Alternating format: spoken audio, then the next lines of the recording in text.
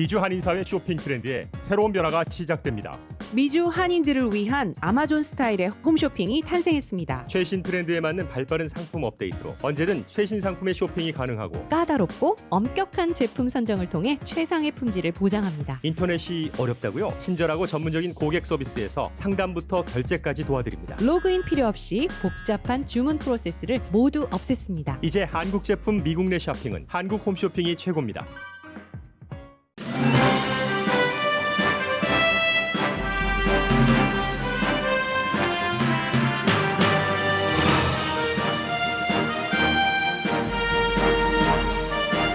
시민권자나 영주권자라도 외국을 방문하고 입국할 때 코로나 바이러스에 걸렸다고 의심되면 입국을 금지하는 안을 행정부가 검토 중인 것으로 알려졌습니다.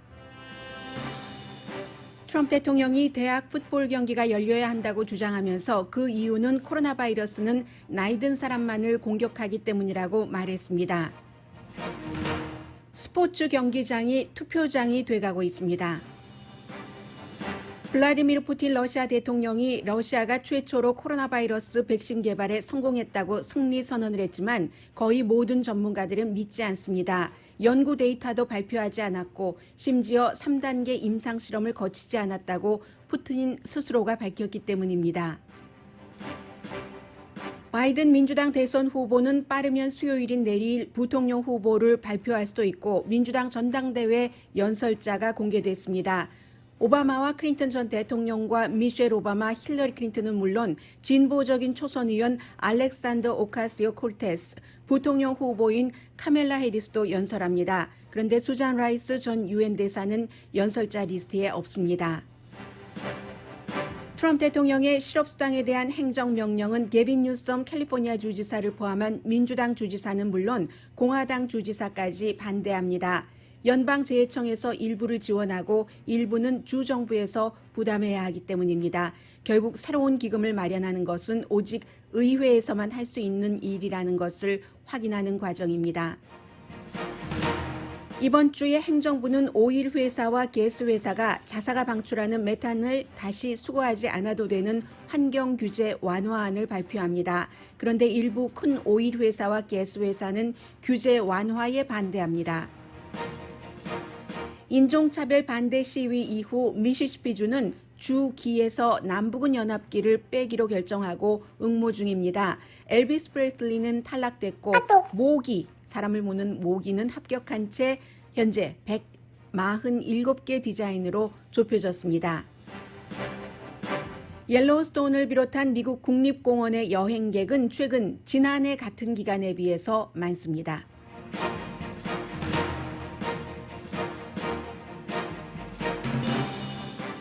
여러분 안녕하십니까? 오늘의 미국 강예신입니다. 제가 지금 전해드릴 이 내용은 아직 확정된 것은 아닙니다.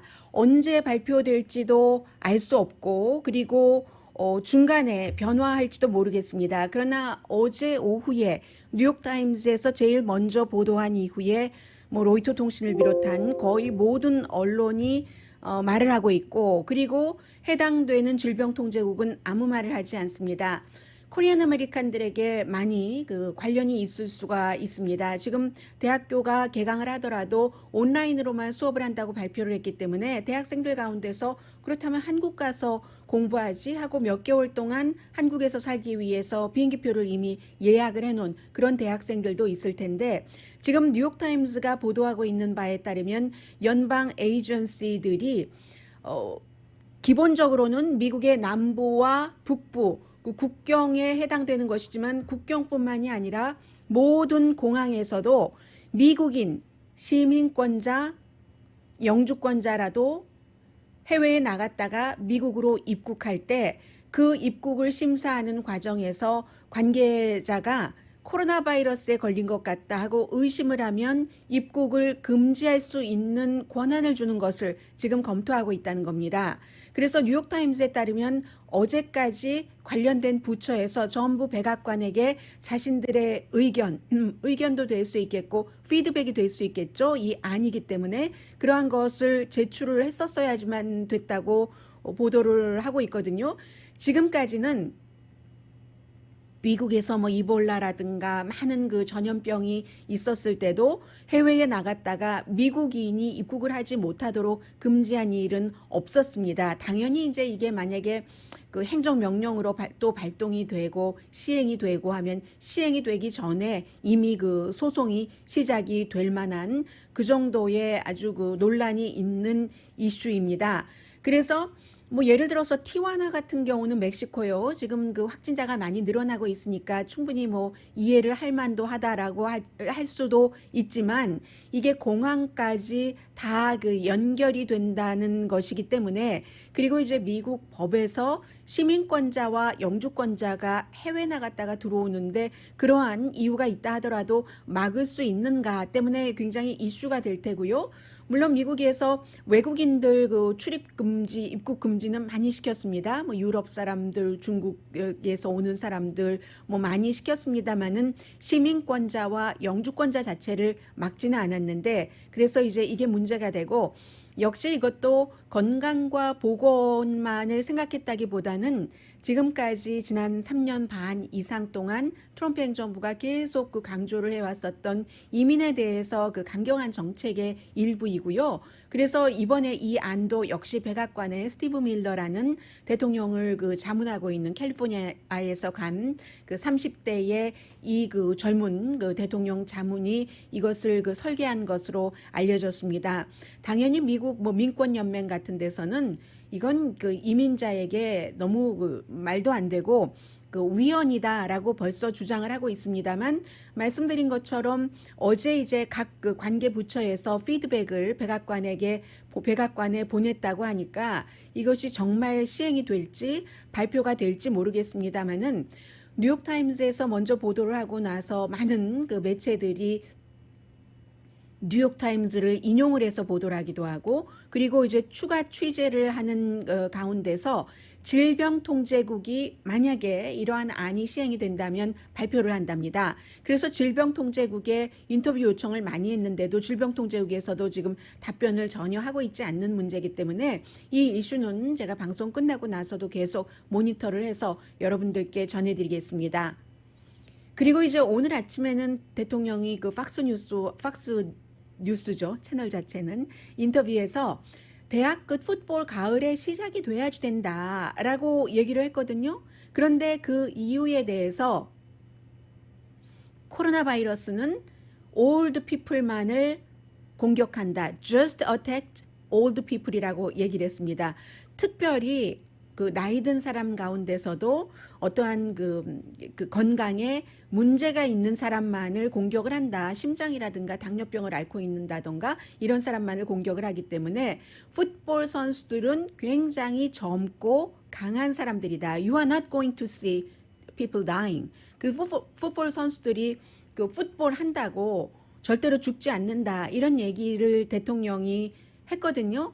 그런데 사실은 뭐 꼭 젊은 사람들이 예를 들어서 감염돼서 집에 가서 다른 사람에게 옮기고 이것도 문제지만 이것이 1차인지 아니면 본인이 감염되는 게 1차인지 그 감염률이 젊은 사람들이 낮고 그리고 또 회복률이 높기 때문에 어느 게 먼저라고 말씀드릴 수는 없습니다만 지금까지 이렇게 시간이 지나면서 대통령이 얘기하는 그렇게 젊고 그렇게 강한 이런 그 선수들도 스포츠 선수들도 코로나 바이러스에 걸려서 어떤 선수는 거뜬하게 일어나지만 어떤 선수는 맥을 못 추는 선수들도 있거든요. 그렇기 때문에 이제 메이저리그 야구도 하기는 하지만 좀 뭔가를 그렇게 좀 수정을 해서 하잖아요. 그리고 많은 그 유니버시티 오브 커네디컷도 뭐 대학 스포츠 중단한다던가 이런 일들을 내리는 것이 괜히 그런 것이 아닌데 뭐 NCAA도 그 5 컨퍼런스 지금 연기했잖아요.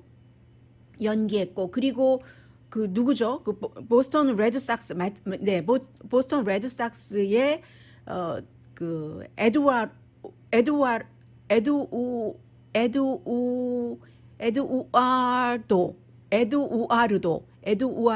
로드리게스가 코로나 바이러스에 걸려서 뭐 심근경색 비슷한 그런 증세를 앓기도 했었잖아요. 처음에는 쉬쉬했는데 나중에 다 알려지고 만 것 그런 일들. 그리고 또 사실 코로나 바이러스에 걸린다 하는 것은 죽음뿐만이 아니라 죽음만이 중요한 것이 아니라 지금 감염되고 나서 몇 개월이 지났는데도 알 수 없는 여러 가지 그 증세가 본인을 떠나지 않는다. 굉장히 고통스럽다라고 얘기하는 사람들도 상당히 많고요. 그런데 여기서 이제 대통령의 마음을 하나 읽는다 하고 읽어주시면 되겠고요. 그에 비해서 지금 미국의 스포츠 선수들이 특히 이제 아프리칸 아메리칸 스포츠 선수들이 르브론 제임스를 포함을 해서 주축이 돼서 스포츠 경기장이 지금 항상 라이브로 보던 것을 이렇게 녹화를 해서 테이핑해서 본다던가 이런 형태잖아요. 그리고 아예 경기가 열리지 않고 하기 때문에 이 경기장을 11월 투표장으로 써야지 된다 하는 지금 무브먼트를 하고 있거든요. More Than Vote라는 그 단체를 만들어서 르브론 제임스뿐만이 아니라 뭐 패트릭 머홈스라든가 아니면 그밖에 여러 선수들뿐만이 아니라 주 정부의 총무처 장관이라든가 정부 전현직 관계자들이라든가 이런 사람들이 함께 모여서 왜냐하면 그 스포츠 경기장이 크잖아요. 크고 뻥 뚫려 있고 하니까 거리 두기가 굉장히 좋다라고 얘기를 하면서 아예 오피니언까지 썼습니다. 스포츠를 많이 다루는 그런 그 프론트 오피스 스포츠.com에 오피니언을 실었는데 이 오피니언이 앞서 말씀드린 이제 조직을 했어요. 이름을 More Than Vote라는 르브론 제임스가 뭐 거의 대표나 마찬가지로 있는 홍보 활동에 있어서는 그래서 이제 그 오피니언을 썼는데 뭐라고 썼느냐면은 벌써 이미 많은 스포츠 팀이 자신들이 그 경기를 치르는 스포츠구장을 투표장으로 하는 것에 합의를 했다. 뭐 아틀란타 학스라든가 디트로이트 그 피스턴즈라든가 아니면 뭐 밀와키 벅스라든가 세크라멘토 킹스도 그렇고요. 또 그 샤르테 그 홈렛도 그렇고 많은 그 NBA 팀 등등 NFL 커미셔너도 이것을 지지를 합니다. 로저 그때 대통령 들으면 굉장히 싫어하겠네요. 그래서 지금 NFL도 아주 깊이 숙고하고 있다 하는데 오피니언에는 뭐라고 썼느냐면은 미국 민주주의라는 것은 팀 스포츠다. Democracy is a team sport. 이렇게 쓰면서 많은 얘기를 하는데 결론적으로는 여기에 이제 그 글을 쓰고 사인을 한 사람 가운데 뭐 파멜라 앤더슨도 있고 무슨 뭐 그 선거에 전에 많이 관리를 했었고 지금도 관리를 하고 있는 데이빗 베커라든가 아니면 미시건의 총무처 장관이라든가 그 밖에도 뭐 다른 그 켄터키의 총무처 장관이라든가 전 총무처 장관이라든가 오하이오주의 총무처 장관 공화당이잖아요. 그래서 바로 이 단체가 우리는 민주당, 공화당, 무당파 다 같이 모여서 move more than a vote라는 것을 결성을 했다라고 얘기를 합니다. 그래서 한마디로 맨 마지막에 결론만 말씀드리자면은요. 미국의 민주주의는 멈춘 적이 없다. 버튼을 딱 퍼즈한 적이 없다. 남북 전쟁 때도 선거는 치러졌었고 두 번의 1차 전쟁, 2차 전쟁, 수많은 자연재해, 미국 국내에 여러 가지 문제가 있었을 때도 민주주의의 단추는 중단하지 않았다라고 얘기를 하면서요. 모든 그런 어려운 시기 때마다 혁신과 협업이 필요하다라고 얘기를 하고 있습니다. 라이브 스포츠는 지금 많이 없지만 우리가 이 가장 보물과도 같은 보석과도 같은 그 제도라고 얘기를 했습니다. 스포츠 팀 자체를요.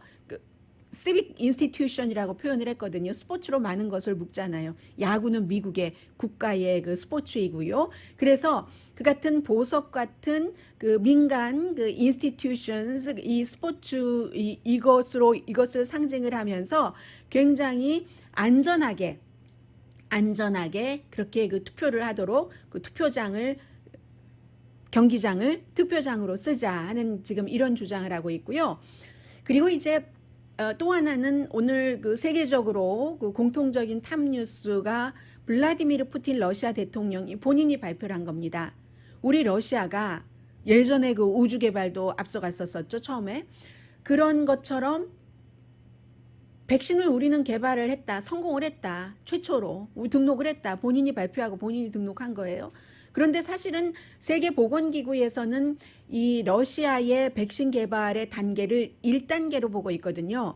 1단계, 2단계, 3단계까지 가는데 지금 미국, 영국, 중국이 3단계에 들어가려고 하는 것이고 블라디미르 푸틴이 주장한 그 러시아의 실력은 지금 1단계밖에 되지 않는데 블라디미르 푸틴은 우리는 다 개발을 해서 딸이 2명이 있잖아요. 한 사람은 뭐 그 코리안 아메리칸 사위이기도 한데 그 두 딸 중에 한 명이 맞았는데 뭐 약간의 후유증 정도 뭐 어지럼증 이런 것 있을 정도지만 뭐 괜찮다라고 얘기를 하면서 뭐 50명에게 실험을 했다고 하던가요. 뭐 군인 대체적으로 연구하는 사람들 자신 그 정도인데 회사 이름이 가말라 인스티튜트라고 해서 뭐 당연히 이제 그 블라디미르 푸틴이 지지를 했겠죠. 그래서 이제 그렇게 하겠다고 하고 그리고 본인이 시인을 했어요. 3단계는 아직 안 했다. 3단계 임상 실험은 안 했는데 3단계 임상 실험은 러시아와 사우디아라비아, 유나이티드 아랍 에미레이츠 그리고 어쩌면 그 브라질에서도 할 수도 있다. 그리고 이제 러시아에서는 대체적으로 의료진이라든가 교사라든가 이 선생님들이 무슨 죄예요? maybe 자원한다면 됐죠. 오케이. 그렇게 해서 그런 사람들이 할 것이다라고 얘기를 했거든요. 이런 발표가 나오니까 이 백신 개발이 세계적인 경쟁이 돼서요. 그 다른 나라에서 잘 믿질 않습니다. 경쟁이기 때문에 믿지 않는 게 아니라 러시아라는 나라를 믿지 않는 거죠. 블라디미르 푸틴이라는 사람을 믿지 않고 그러면 블라디미르 푸틴이 우리 러시아가 제일 먼저 백신을 개발을 했어라고 발표를 하려면은 자료를 내놔야 되잖아요. 그런데 자료가 없습니다. 그 구체적인 과학적인 근거가 없고요. 그리고 세 번째 단계를 거치지 않았고 그러면 이게 어떤 형태로 러시아뿐만이 아니라 다른 나라에도 부정적인 영향을 미치냐 하면은 뭐 사이드 이펙트가 위험하다 이런 건 이제 러시아 사람들에게 해당되는 것이고 백신 자체에 대해서 신뢰를 하지 않는다는 거죠. 미국에서도 마찬가지로 트럼프 백신이라고 부르고 있는데 지금 일부 사람들은 대통령이 백신을 간절히 원하기 때문에 선거 직전에 나오게 하기 위해서 너무 많은 국가의 돈을 지원을 하면서 여러 회사에서 백신 개발을 하도록 하고 있다 해서 트럼프 백신이라고 불리고 있는데 심지어는 미국에서도 러시아에서 임상 실험을 채 끝나지도 않고 우리가 성공을 했다, 등록했다라고 얘기를 하면은 다른 나라 사람들도 영국이나 중국이나 미국에서 개발하는 백신조차도 믿지 않는 이 같은 그 부작용이 있다는 거죠.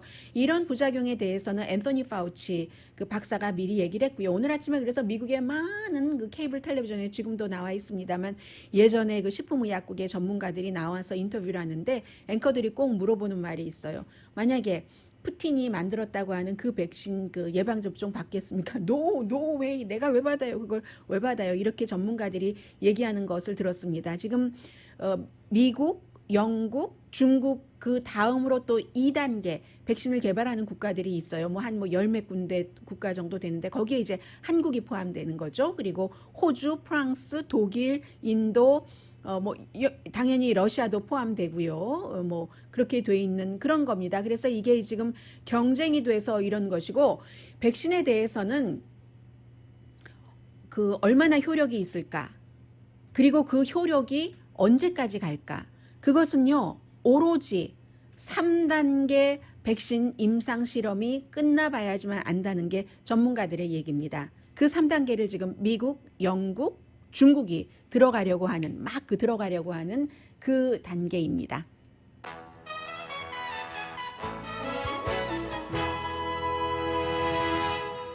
오늘의 미국은 전문가가 추천하는 이민법, 가정법 전문 제인정 종합법률사무소 코로나 사태로 비즈니스 손실을 입은 부분을 UNSC 법률그룹에서 여러분의 보험으로 보상해드립니다. UNSC 법률그룹, 미 주류 사회와 유명 인사들을 감동시킨 미주 판매 1위 카후나 마사지 체어, 한인 기업의 자랑 카후나 마사지 체어, 언제 어디서나 내 맘대로 골라보는 한국 TV, 고르는 즐거움, 편안한 가격, 오픈 기념 무료 배송으로 여유롭게 즐기는 한국 홈쇼핑 공동펀입니다. 잠시 뒤에는 이제 좀 전에 나온 그 민주당의 전당대회 리스트 누가 연설할지를 쭉 제가 봤거든요. 수십 명 되던데 이 리스트 아무런 설명 없는 리스트만 보더라도 지금 그 민주당의 여러 가지를 읽을 수 있게 합니다. 그리고 카밀라 해리스는 있어요. 부통령이 연설을 하는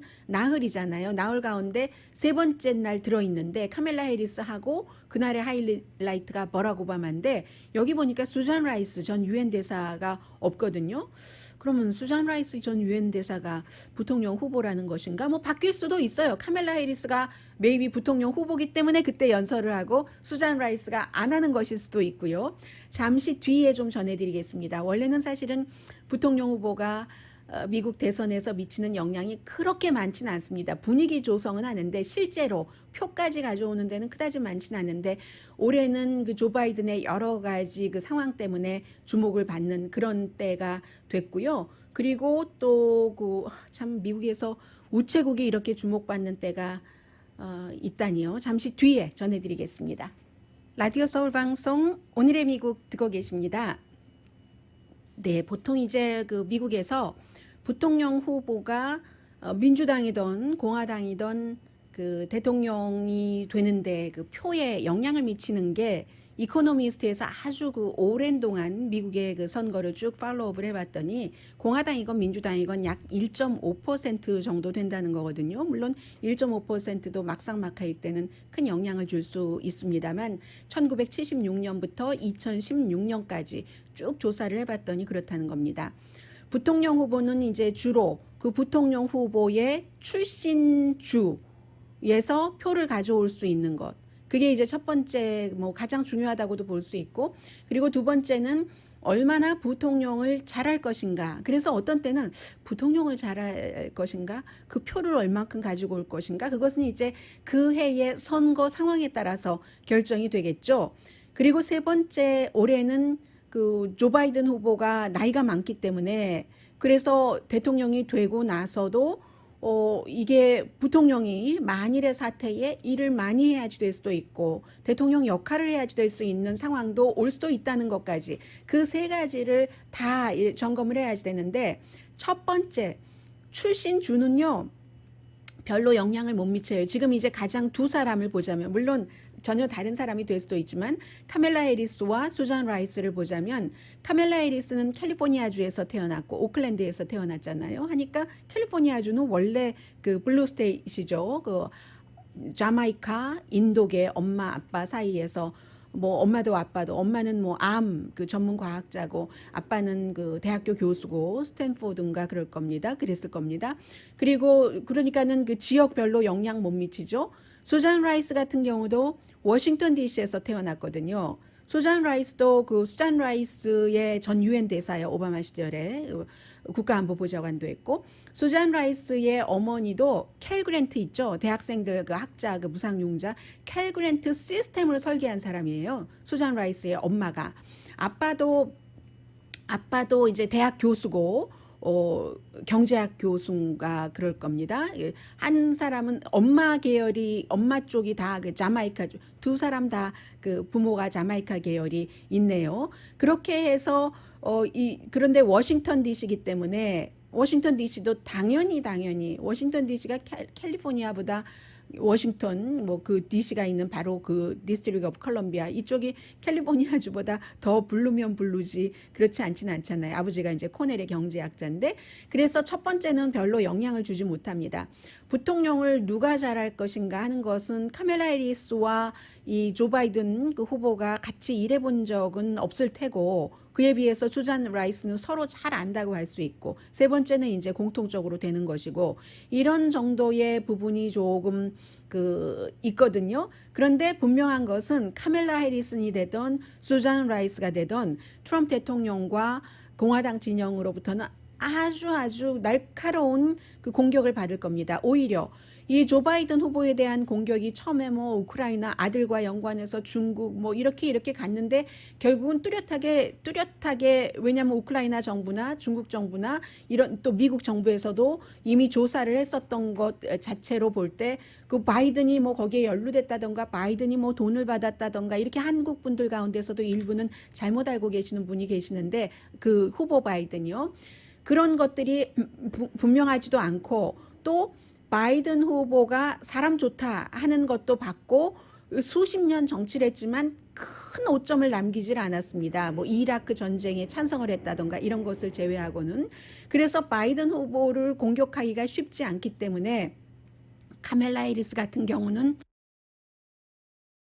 굉장히 그 진보적이니까, 그러니까 이제 그 사회주의자다 하고 이제 그 비난을 할 수가 있고, 수잔 라이스 같은 경우는 그 버락 오바마 사람이다 해서 공격을 받을 것은 너무나 분명해 보입니다.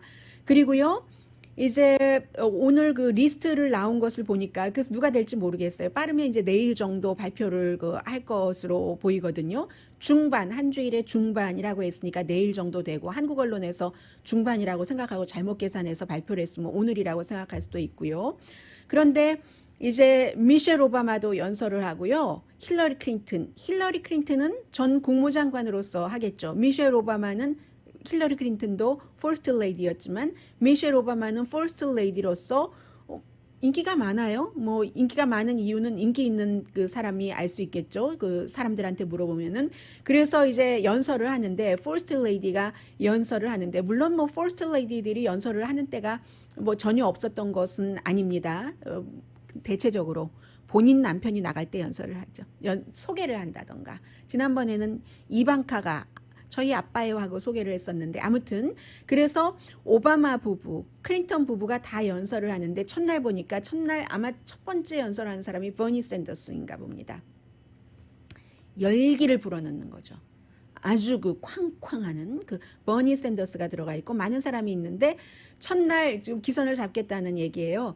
앤드류 쿠모, 아직까지 이 코로나 바이러스로 굉장히 인기가 있으니까 뉴욕 주지사, 다른 사람들도 있지만, 그리고는 이제 안배를 해야 되잖아요. 사우스캐롤라이나는 이제 아프리칸 아메리칸들이 많고, 사우스캐롤라이나에서 조 바이든이 확 그 승기를 잡아서 버니 샌더스를 눌렀잖아요. 그래서 사우스캐롤라이나의 하원 의원 짐 클라이번이 나오고, 그 밖에도 뭐 많습니다. 덕 존스가 좀 위험해요. 이번에 알라바마주의 상원 의원 첫날이고, 에이미 크로바샤 미네소타 같이 경쟁했었던 예비선거에서 상원 의원, 그리고 미셸 오바마가 맨 마지막, 첫 번째하고 마지막이 중요하잖아요. 그리고 이제 중간쯤에 또 바람잡이 연설 잘하는 사람 한 사람 넣고 하는데, 그 첫날 마지막이 미셸 오바마가 되고, 그런데 현장에서 다 하진 않을 거예요. 다 인터넷상으로, 온라인상으로 많이 할 텐데, 화요일에는 여기서 이제 그 공화당을 공격하는, 공화당에 대해서 나쁜 증언을 했다고 뭐 자리를 뺏겼다거나 아니면 굉장히 그 고생을 했거나 그런 사람들이 등장을 하고요. 전에 그 셀리 예이츠 전 법무장관 대행이 맨 앞에 나와서 얘기를 하고요. 그리고 존 케리 전 국무장관이 연설을 하고, 알렉산더 오카시오 콜테스가 연설한다는 것에 또 주목을 해야지 됩니다. 굉장히 공화당에서 비난을 많이 할 테고요. 진보의 아젠다를 억셉트 하겠다 하는 것을 진보 유권자들에게 보여주는 겁니다. 이 알렉산드리아 오카시오 콜테스라는 젊은 초선 뉴욕 연방 하원 의원을 넣은 것은 16선 의원을 물리치고 정치 한 번도 해보지 않았는데 당선됐고, 그 이후에 굉장히 진보적인 아젠다를 강조를 하는 그런 그 알렉산드리아 오카시오 콜테스잖아요. 제가 지금 이렇게 하는 동안에 어디로 날아갔어요. 어쩌면 좋죠? 뭐 할 수 없죠. 뭐 그냥 해야죠. 뭐 그래서 둘째 날이 그렇게 되고요. 알렉산더 오카시오 콜테스 뒤에 둘째 날에 빌 클린턴이 있고요. 그리고 질 바이든 그 부통령의 와이프가 둘째 날에 하네요. 연설 마지막으로. 그리고는 이제 웬스데이에 뭐 낸시 펠로시 이런 사람 나오고, 힐러리 클린턴, 웬스데이 좀 강하네요. 엘리자베스 워렌도 나와서 연설하니까 아니라는 얘기예요. 여기에 들어가 있는 거 보면은. 그리고 수요일이니까, 목요일이라면 카멜라 해리스랑은 다르죠. 뭐 카멜라 해리스는 목요일이 되면은 이제 그 부통령이 연설하는 날이니까 maybe 그게 부통령 후보라서 연설하나? 아니면 수잔 라이스인가? 리스트에서 빠진, 이렇게 볼 수 있는데, 엘리자베스 워렌이 있고, 가브리엘 기퍼즈라고 기억하세요? 그 오바마 대통령 당시에 애리조나주의 정치인이었는데 선거 유세 지역구 주민들과 만나다가 슈퍼마켓에서 총에 맞아서, 그 젊고 찬란하고 남편은 우주인이잖아요. 그래서 그 마크 기퍼즈. 그래서 말도 못하게 되고 그렇게 된 이제 총기 문제 같은 것을 얘기를 하겠죠. 그리고는 이제 그 부통령 후보가 연설을 한다고 하는데 수요일 날 그리고 그 뒤에 바락 오바마가 연설을 합니다. 이게 바뀌었군요. 중간에 약간 또 바뀌었습니다. 제가 방송 들어오기 전과 비교해서요. 그리고 이제 목요일에 코리 부커도 예비선거 후보였었죠. 게빈 뉴섬 캘리포니아 주지사가 목요일에 연설을 하고 핏 브리지스 지난번에 그 예비선거 후보였었던 사람 카멜라 해리스가 지금 목요일에 돼 있거든요. 마지막 날이군요. 아, 마지막이네요. 그 수요일이 아니라 마지막에 카멜라 해리스가 돼 있고 바이든 패밀리가 돼 있고 조 바이든 맨 마지막에 조 바이든이 하니까 수요일 날 지금 자리가 빈 게 지금 후보거든요. 후보가 연설하고 나서 부통령 후보가 됐으니까 우리 이번에는 정말 투표해서 꼭 이것을 뭐 정권을 다시 그 민주당이 가져옵시다 하고 마무리 연설을 그 버락 오바마가 하겠죠. 여기에 수잔 라이스가 아닌가? 왜냐하면 웬만한 여성들 다 들어왔는데 아니죠. 캘리포니아주의 무슨 하원 의원이라든가 뭐 여러 뭐 미시간의 주지사라든가 이런 사람들 물망에 올라와 있는 사람들 또 일리노이의 그 연방 상원 의원이라든가 이런 사람들 안 들어왔으니까 아직은 모르겠습니다. 다만 한 가지는 카멜라 해리스는 여기에 들어와 있고 수잔 라이스는 리스트에 없고 카멜라 해리스가 여기에 들어왔어도 또 뭐 목요일에도 maybe 연설할 수도 있죠 뭐. 네. 그래서 지금 알 수 없는 문제고 그리고 우편은 잠시 뒤에 말씀드리죠. 만약에 시간이 있으면 오늘 이건 급한 문제가 아니니까요. 잠시 뒤에는 경제와 연관된 문제부터 전해드리겠습니다. 라디오 서울 방송 오늘의 미국 듣고 계십니다. 어제 그 대통령이 기자회견할 때 그 경호원이 그 기자회견실에 와서 무슨 일이 있습니다. 나가야지 됩니다. 하니까 대통령이 뭐라고요? 하다가 같이 이렇게 나가는 그런 모습이 있었죠. 그리고 그때 이제 한참 나스닥이 기록을 경신했고 나스닥이 이제 그런 얘기를 할 때였습니다. 그리고 이제 10분 뒤에 들어와서 대통령이 한 얘기가 지금 거의 뭐 전부예요. 백악관 근처에서 그 누군가가 그 무기가 있는 것처럼 하고 이 유니폼을 입은 그런 그 경비대에 다가와서 총을 쏠 수도 있는 그런 모션을 보였기 때문에 그의 그 상체에다가 총을 쐈다 해서 지금 병원에서 상태는 좀 심각한 것 같아요. 병원에 그 용의자는 입원한 상태입니다. 그리고 백악관은 뭐 전혀 아무런 그 이상 없었고요. 그렇게 되니까 이제 기자들이 수근수근 하잖아요. 조금 이렇게 뒤에까지 보여줬는데 딱 대통령은 밖으로 나가고 기자실 문을 닫더군요.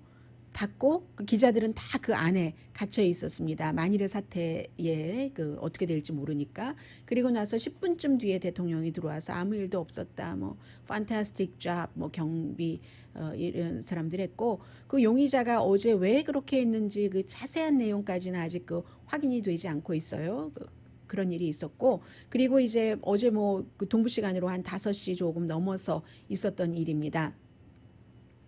그리고는 지금 그 어제 이미 말씀을 드렸습니다마는 트럼프 대통령의 이번 그 행정명령은 실제로 그 많은 미국인들에게 어떤 그 영향을 그 미치기는 좀 그 힘든 것이 당연하죠. 게빈 뉴섬 주지사가 우리 그렇게 못해라고 얘기를 하지만 게빈 뉴섬 주지사만 그런 게 아니에요. 대통령이 특히 한 가지 어제는 이제 이빅션에 대해서 말씀을 드렸고 이빅션도 주정부에서 또 다 뭔가를 배려해야 되거든요. 이제 실업수당을 $600에서 $400로 줄여서 주기로 한다.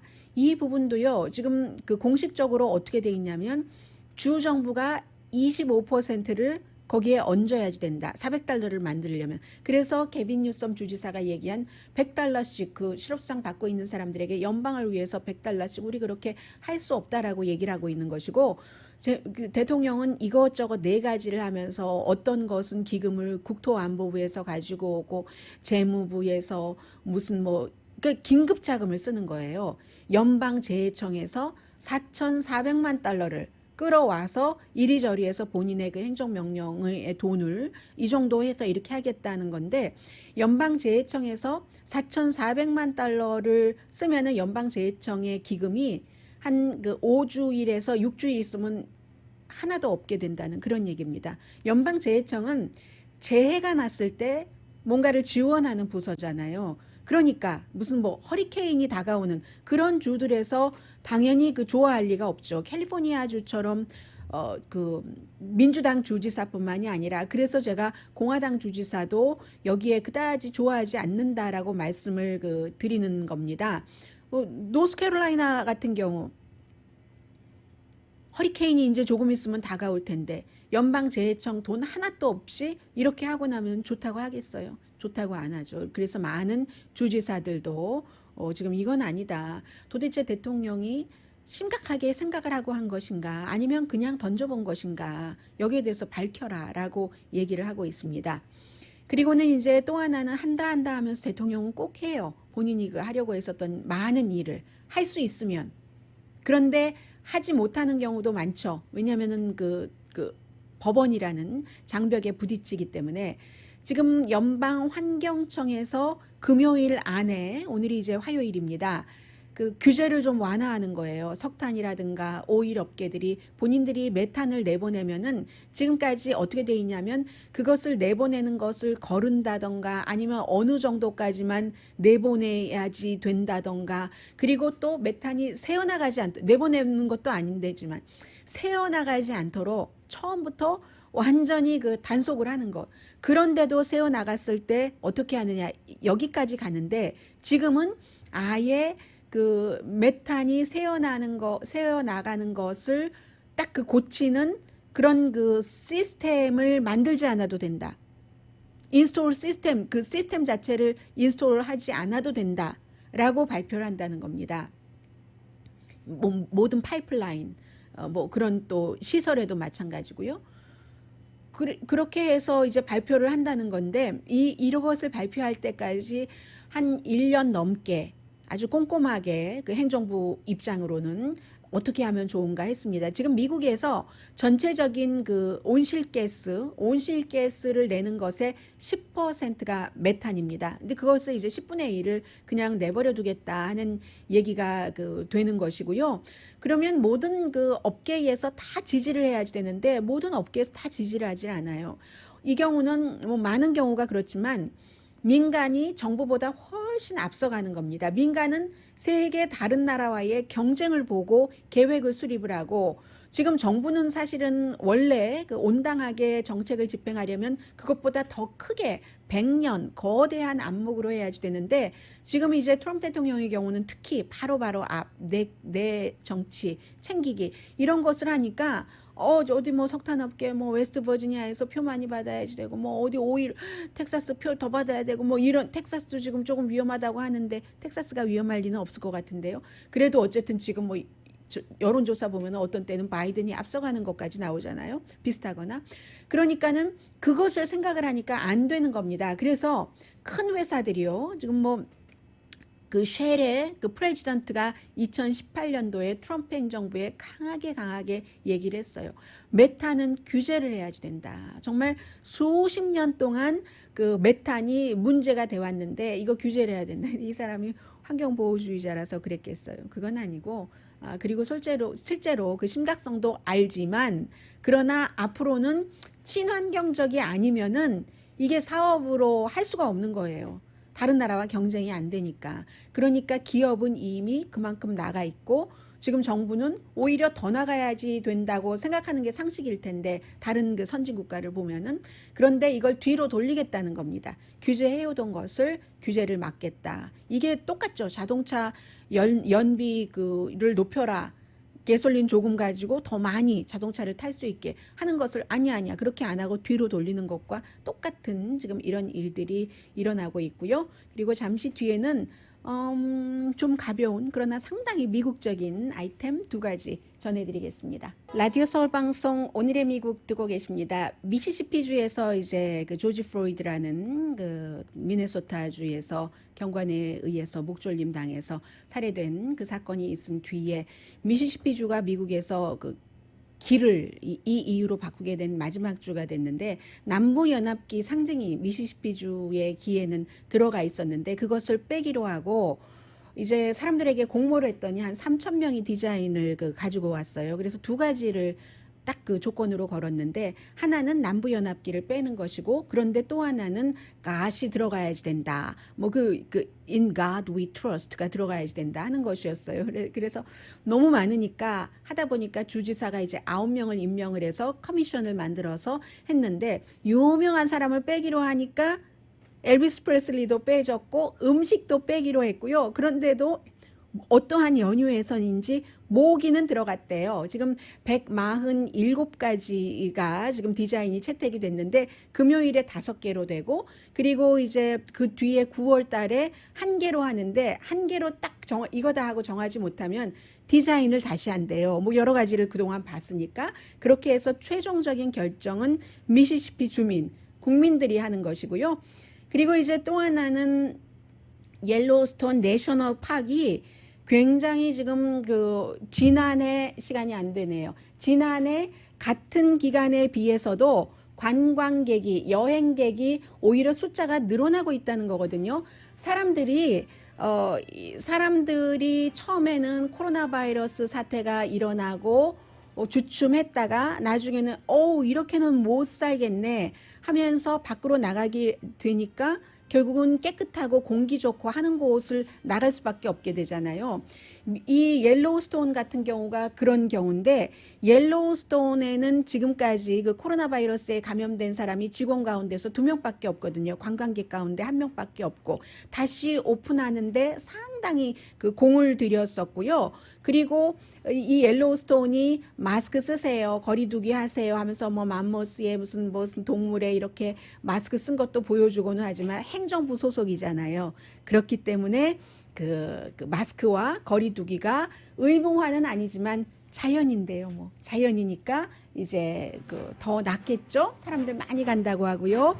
오늘의 미국은 전문가가 추천하는 이민법, 가정법 전문 제인정 종합법률사무소, 코로나 사태로 입은 비즈니스 손실을 UNSC 법률그룹에서 여러분의 보험으로 보상해드립니다. UNSC 법률그룹, 미주류 언론과 유명 인사들을 감동시킨 미주 판매 1위 카후나 마사지 체어, 한인 기업의 자랑 카후나 마사지 체어, 언제 어디서나 내 맘대로 골라보는 한국 TV, 고르는 즐거움, 편안한 가격, 오픈 기념, 무료 배송으로 여유롭게 즐기는 한국 홈쇼핑 공동폰이었습니다. 10시에 좋은 아침, 좋은 하루 방송됩니다. 강혜신이었습니다.